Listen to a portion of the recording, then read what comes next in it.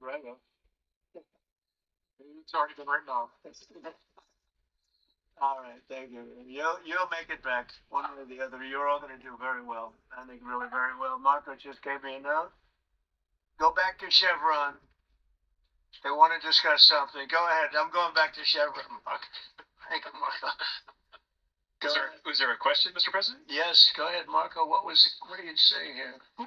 Mark, if you can update us on operations in the ground with the appropriate approvals, what you might be able to achieve in the next 12 to 18 months, give us a little from the ground. You bet, you bet. So today, Chevron has 3,000 employees in 4 different joint ventures in Venezuela today. And over the past 5 to 7 years, they've taken production from about 40,000 barrels a day to 240,000 barrels a day, essentially getting those facilities and that equipment up to standards that would be something that people in the room would be more accustomed to. Given the work we've done with Secretary Wright and Secretary Burgum and even Secretary Bessent, I think we have a path forward here very shortly to be able to increase our liftings from those joint ventures 100%, essentially effective immediately. We are also able to increase our production within our own disciplined investment schemes by about 50% just in the next 18 to 24 months. And that's just leveraging what's on the ground. So to Secretary Rubio's comments about phase one, this is taking the momentum of improvements we've already made there locally and building on those and creating more momentum for the people of Venezuela. You have an advantage being there. You've been there by the skin of your teeth. It's been tough for you to be there, but do you think you have an advantage over the other people in this room by the fact that you are there? Yeah, I think Mr. President, I think there would be days where it didn't feel like an advantage, and there are days when it does feel like an advantage. But having people on the ground today that care desperately about the people of Venezuela and know how to operate the assets is definitely. Would you say the best locations are available, or would you say the best locations are already sort of work, even though they're in very bad shape? The best locations for finding oil, the best locations for oil. There are more opportunities than not, Mr. President. With 300 billion barrels of reserves and resources in country, there are lots of opportunities for many companies. Will you be building new, or will you be using the old infrastructure that you have? Yeah, today it's a little bit of a mix, but today it's mostly us taking the equipment of today, getting it to the standards that we are accustomed to your comments about making it how it should be today. Most of the investments that we've been making are about getting it up to our standards. Well, I think you're going to make an investment, but you're going to get your money back very quickly, and that's part of our thing. We're going to have you get your money back fast, and then you'll give a lot to Venezuela and to the United States after that. Okay, so you'll be in good shape. Could I ask Harold Ham to say a few words? He's been a friend of mine for a long time. Very amazing man, actually, amazing energy person. Well, thank you, Mr. President. It's good to be here with so many dignified people. And his staff particularly, and thank you for your effort for what you've done here, taking this despot out of that area. And the world dealt with them way too long. Certainly, our industry knows that this is a real jewel that can be developed for the people of Venezuela and also benefit the world. And the Secretary Wright said it has not been done. That's not been done in the past, and they had a good chance at it. Got someone in that totally took it down, as everybody knows here, and that was Chavez, and we know what happened to him. That ruined the industry in Venezuela, and all of us know how that happened ended there as well. Very, very wrongly. So anyway, we're glad to see what happened here, and look forward for the opportunity for a lot of people in this room, but also for America and countries. Are you going to be involved in going in? Because he's in North Dakota and he's in Oklahoma and some incredible places. It's a little bit different, but there's no doubt about you won't have to worry about the storm too much here. You can just go at it. Are you going to be one of the participants? I'm an oil finder, like you said. Barry Splitter tell that story. They go change and exaggerate over it. That come out there quite that easily. Usually, that's a great story. I love it. He's the one that told me this. He's a champion, in a lot of ways. So love that story. Uh, Certainly, it excites me as the explorationist. You know, everybody has that in their blood, it is a very exciting country and a lot of research. And so there's been challenges, and the industry knows how to handle that. And like Darren said, you go into your eyes open and doing the best you can, and you got it. So You're going to have something that they never had. Really, there's tremendous security. You're going to be very secure, very safe, physically safe, in addition to financially safe. So it's good to see you, Harold. Thank you very much. Does anybody have anything to say before we get to the press?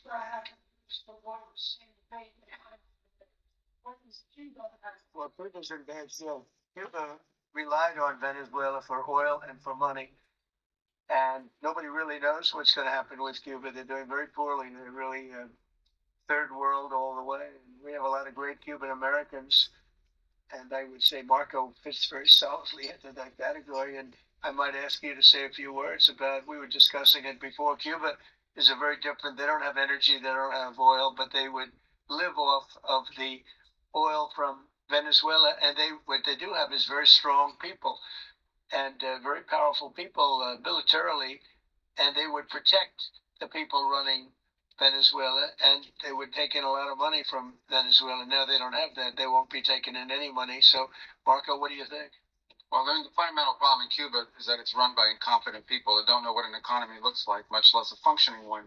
They've made a choice, and that they would rather have political control over the people than they would have an economy that functions. And they've gotten away with it for 60-something years because they've had donors, the Soviet Union, and now most recently Venezuela. But that's now gone. So the people in control in Cuba have a choice to make. They can either have a real country with a real economy where their people can prosper, or they can continue with their failing dictatorship that's going to lead to systemic and societal collapse. It's a very stark and dramatic choice, and it's one we hope to make the right one. We don't have an interest in a destabilized Cuba, but that would be their fault because they refuse to allow the people of Cuba to have either economic or political freedom for that matter. And you have a lot of people in this country that want to go back to Cuba and help Cuba. A lot of people have left, they came in penniless, they didn't have anything, and they become very rich people in our country, and they want to very much go back and help Cuba. So that's something that Cuba has that a lot of other places don't have. Peter? I do want to ask you about Minnesota, but first, just more on topic.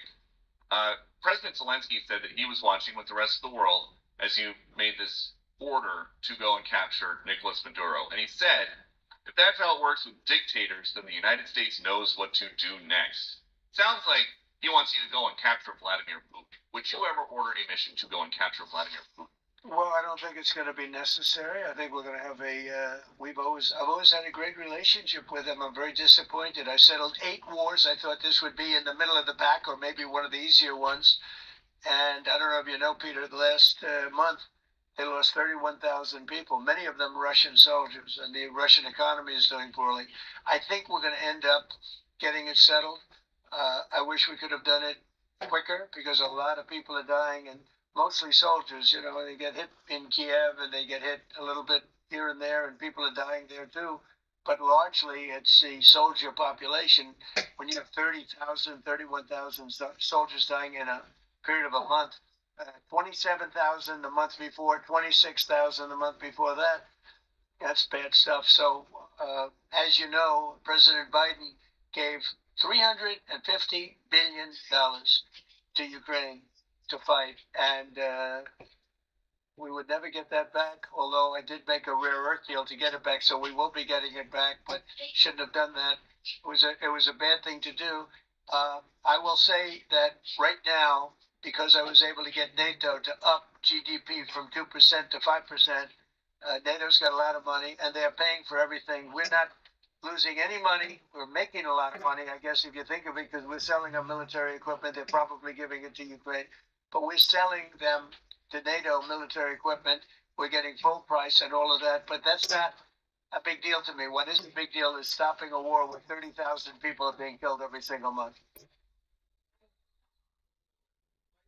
Yesterday suggested that Renee Good, who was killed by this ICE officer, was part of a broad left-wing network. What is your team told you about this broad left-wing network? Is it part of it?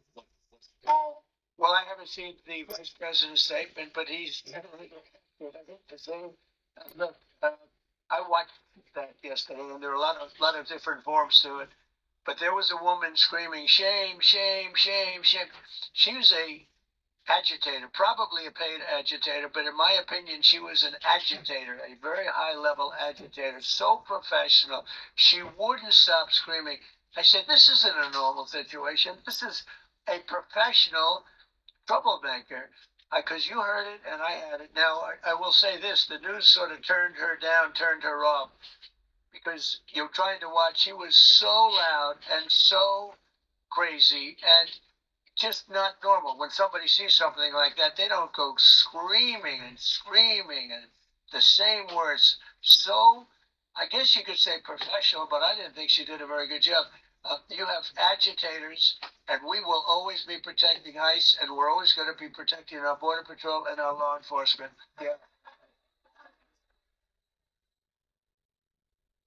Your conversations with these oil executives today, did you provide any security guarantees so that they can do their work safely in Venezuela? Yeah. And separately, Mr. President, they will have those guarantees, yes. And separately, Mr. President, I'm curious in terms of the future of Venezuela. Do you see Venezuela now led by Delcy Rodriguez as an ally of the U.S.? Is that the way that you view that country? Well, right now they seem to be an ally, and I think it'll continue to be an ally. And we don't want to have Russia there. We don't want to have China there. And by the way, we don't want Russia or China going to Greenland, which if we don't take Greenland, you're going to have Russia or China as your next door neighbor. That's not going to happen.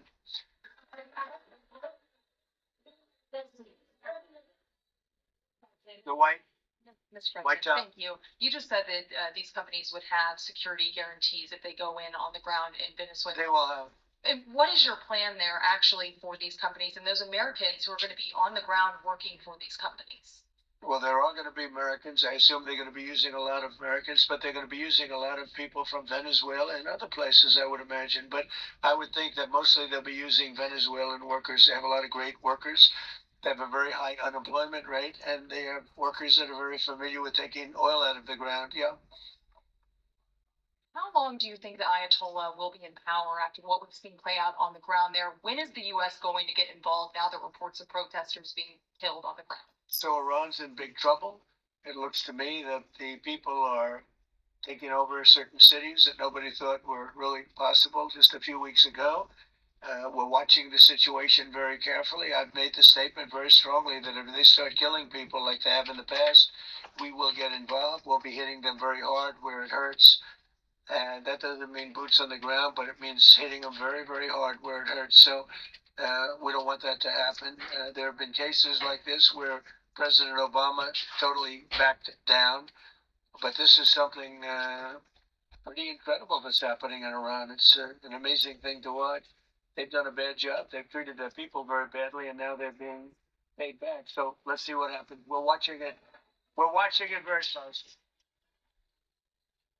Go ahead, please. Yes, go ahead. Thank you so much, Mr. President. Do you have any comments in reaction to the recent attacks by the Syrian government alignment groups against US-backed Kurdish forces in Aleppo, Syria, which killed dozens of civilians and displacing many families? Does your administration bring peace between the Kurds and the Syrian government? I want to see peace. Yes, I do. The Kurds and the Syrian government, we get along with both, as you know very well. They have been natural enemies over the years, but we get along both, and we want to see Syria succeed. And so far, I think they are succeeding, but this is just breaking out, and we want to see that stopped. Go ahead, please. Gustavo Petro in a few weeks. Do you hope this meeting with Gustavo Petro marks a new chapter, a new beginning in the benefit of the yes, U.S. and Colombia relations? What country? Colombia, with the president of Colombia, Gustavo Petro. I had a very good talk with him yesterday, and he's been very hostile. to us and to the nation and to me, called me a dictator, lots of other things. Called Biden some terrible names, far worse than he called me. But he called yesterday through people, and he wants to meet, and that's fine with me. I've made up with people also, you know. So we're gonna have a meeting with him. We had a very good conversation. The people of Colombia are incredible people. Marco would know that better than anybody because he's married to a woman from Colombia. And I don't mean Columbia University. That would be, I'm not sure. I think I like Columbia, the country, better. If you want to know the truth. The people are, hold it. The people are great people. I look forward to meeting with them. We're going to meet in the very near future. Of Venezuela here in the White House. Would you greet her to discuss the fate of the? Yeah, well, I'm going to meet a lot of people, and we're going to meet. You know, we meet a lot of people. When you end 8 wars, you get to know a lot of people, and I think it's very important. As an example, we have over $18 billion. Think of it, $18 trillion coming into our country. A lot of that's coming in from foreign countries like Saudi Arabia, Qatar, and UAE, and others. And I get to meet a lot of people, but I will be meeting with various representatives of Venezuela probably pretty soon. We haven't set that up, but the relationship that we have with the people that are currently running Venezuela is very good. We also have a young lady that received the Nobel Peace Prize. She's going to come in and pay her regards to our country, really, to me, but you know, I'm a representative of the country, nothing else. And she's coming in sometime next week, I think Tuesday or Wednesday, and we'll see how that is. But no, we're dealing with the people from Venezuela. We're dealing with them very well. I think they've been very smart in the way they've dealt with us, frankly, because that whole place could have been obliterated with one more strike, and we didn't want to do that.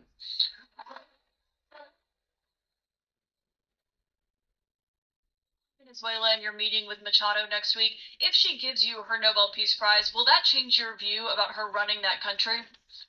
Well, I have to speak to her. I mean, I'm going to have to speak to her. She might be involved in some aspect of it. I will have to speak to her. I think it's very nice that she wants to come in, and that's what I understand the reason is because Norway is very embarrassed by what took place. I mean, they're getting decimated. Look, whether people like Trump or don't like Trump, I settled 8 wars, big ones, some going on for 36 years, 32 years, 31 years, 28 years, 25 years.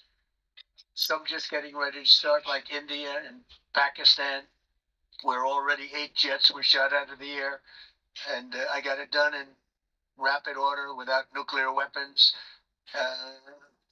I can't think of anybody in history that should get the Nobel Prize more than me. And I don't want to be bragging, but nobody else settled wars. Obama got the Nobel Prize. He had no idea why. He still has no idea. He walks around and he says, I got the Nobel Prize. Why did he get a Nobel Prize? He got it almost immediately upon attaining office, and he didn't do anything, and he was a bad president.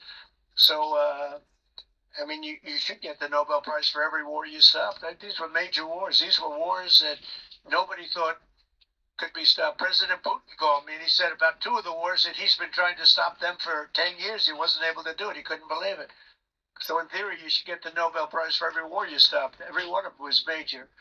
But I don't care about that. What I care about is saving lives. I've saved tens of millions of lives. You know, the Prime Minister of Pakistan came here and he made a very public statement. He said that President Trump saved minimum 10 million lives having to do with Pakistan and India, and that was going to be raging. So, you know, but I'm honored that she's coming here. I look forward to meeting her, yes. Go ahead. The state officials there have said that the FBI is not sharing evidence with them. Typically, they would conduct a joint investigation, as you know. Do you believe that the FBI should be sharing evidence with state officials in Minnesota? Well, normally I would, but they're crooked officials. I mean, Minneapolis and Minnesota, what a beautiful place, but it's being destroyed. It's got an incompetent governor, fool. I mean, he's a stupid person. And it looks like the number could be $19 billion stolen from a lot of people, but largely people from Somalia. They buy their vote. They vote in a group. They buy their vote. They sell more Mercedes Benzes in that area than almost. Can you imagine? You come home with no money, and then shortly thereafter you're driving a Mercedes Benz. The whole thing is ridiculous. So they're very corrupt people. It's a very corrupt state. I feel that I won Minnesota. I think I won it all 3 times.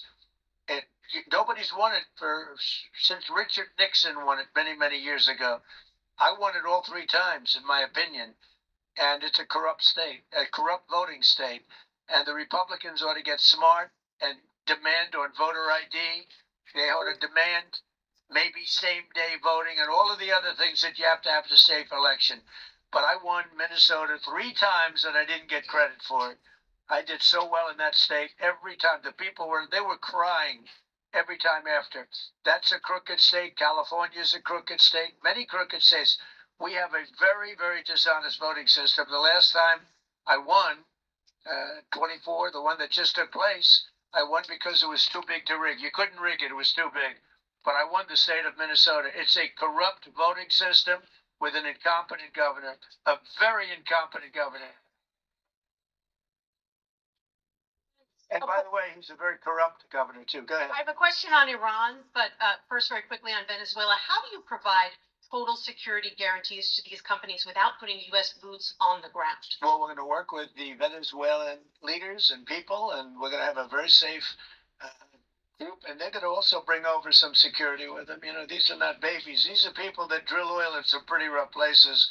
I could say a couple of those places make Venezuela look like a picnic.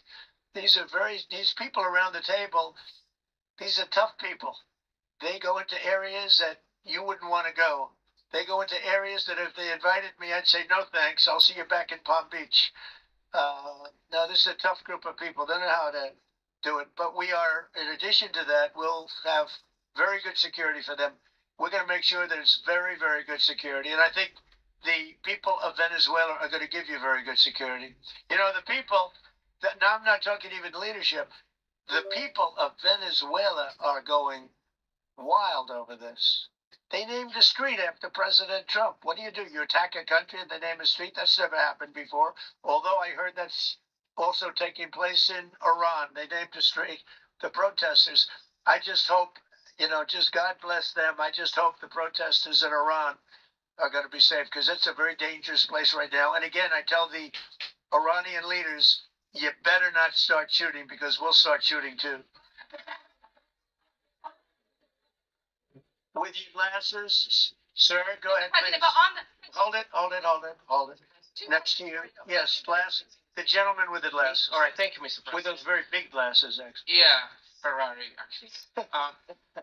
Mr. President, I have 2 questions. What do you want the European Union to do in Ukraine? The European leaders are pretty divided on Ukraine. And then, if you can reiterate this straight message that you have to the Iranian leader, to Khomeini, the message that you have. Who's talking about Iran? No, Iran. Yeah. What first one is Iran to do? Sorry. Where are you from? Italy. Oh, nice place. Yeah. Okay. The first question. So what are you asking about Iran for? Well, if you can answer about Europe and what you think the Europeans should do on Ukraine, and then a message. Well, look, Europe has been doing so much for Ukraine, but it hasn't been enough. And obviously, I would say that President Putin is not afraid of Europe. He's afraid of the United States of America, as led by me. There's no fear of Europe. Europe's fallen behind, and Europe. Then JD said it very strongly. I don't know. He took a lot of heat. But I didn't give him any heat. Europe is a different place. Europe is changing. Europe has got to get its act together. I love Europe. I guess I came from Europe, essentially. My roots are in Europe. But Europe is a different place. They have to get their act together. Now they've said they have a great NATO leader, and they've gone up to 5% from 2% GDP. That's a big step. But they have to be very careful with their immigration policy, and they have to be because, I will just say, to be nice, that there are certain places in Europe that are very important that are no longer recognizable. I'm being very nice. I'm being very diplomatic when I say that. They are not recognizable. And they have to be careful on energy, because they're putting windmills all over the place and losing a fortune. They're destroying their country. They're destroying the beautiful landscapes, the beautiful everything. They're doing. And by the way, in case you people don't know, I'm not much of a windmill person. I can proudly say, Doug, that we have not approved one windmill since I've been in office, and we're going to keep it that way. My goal is to not let any windmill be built. They're losers. They lose money. They destroy your landscape. They kill your birds. They're all made in China. And all you have to do is, just about all of the windmills are made in China, the structures. All you have to do is say to China, how many windmill areas do you have in China? So far, they're not able to find any. They use coal and they use oil and gas and some nuclear, not much, but they don't have windmills. They make them and sell them to suckers like Europe and suckers like the United States before. They are the worst form of energy, the most expensive form of energy, and in 8 years they're rotted out anyway. Go take a look at Palm Springs, California, and take a look at what that looks like. It looks like a junkyard of steel. So we don't approve, and I've told my people, we will not approve windmills. Maybe we get forced to do something because some stupid person in the Biden administration agreed to do something years ago. We will not approve any windmills in this country. Venezuela, is it ultimately more important to you to establish stability there or democracy? Well, you're talking about maybe the same thing. I mean, you're talking about stability or democracy. I don't know. To me, it's almost the same thing. We want stability, but we do want democracy. Ultimately, it'll be democracy. Peter? Policy question, President Trump, but I'm having a hard time seeing here. I see the American flag lapel pin. What is the other lapel pin? Somebody gave me this. You know what that is? That's called a happy Trump. And consider the fact that I'm never satisfied. I will never be satisfied until we make America great again, but we're getting pretty close, I'll tell you what. This is called a happy Trump. Somebody gave it to me. I put it on.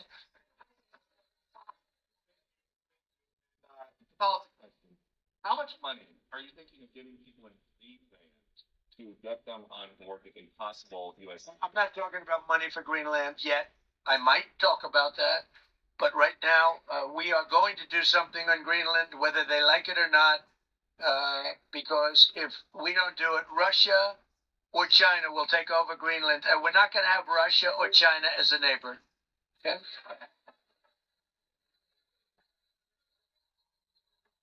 I would like to make a deal, the easy way, but if we don't do it the easy way, we're going to do it the hard way. And by the way, I'm a fan of Denmark too. I have to tell you, and they've been very nice to me. I'm a big fan, but the fact that they had a boat land there 500 years ago doesn't mean that they own the land. So we had lots of boats go there also, but we need that because if you take a look outside of Greenland right now, there are Russian destroyers, there are Chinese destroyers and bigger, there are Russian submarines all over the place.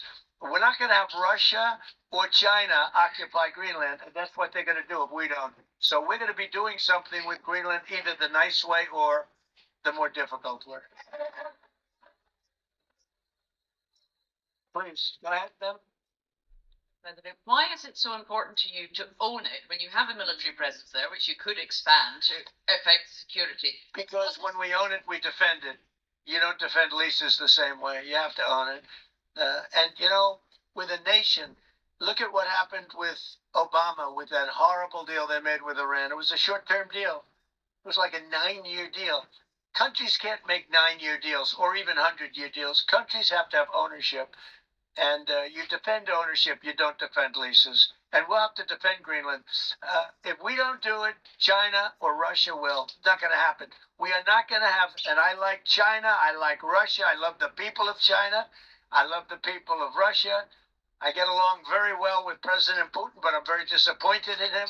I get along very well with President Xi. I'm going to go over to China in April, but I don't want them as a neighbor in Greenland. Not going to happen. And by the way, and NATO's got to understand that. I'm all for NATO. I saved NATO. If it weren't for me, you wouldn't have a NATO right now. But we're not going to allow Russia or China to occupy Greenland, and that's what's going to happen if we don't. Go ahead.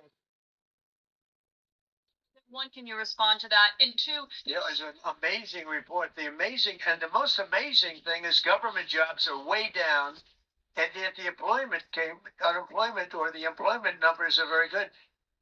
We've gotten rid of tremendous numbers of government jobs. Nobody's ever seen anything like it, and yet the employment numbers are very good.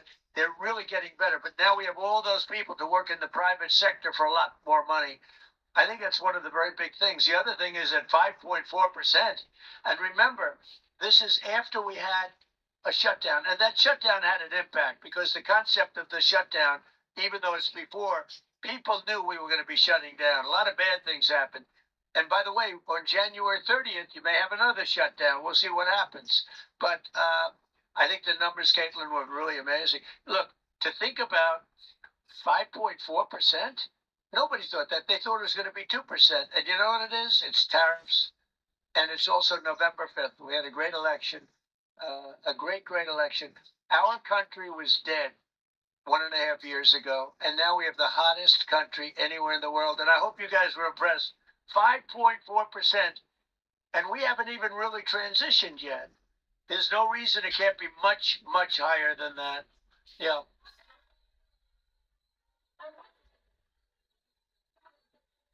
Scott, can you respond to the manufacturing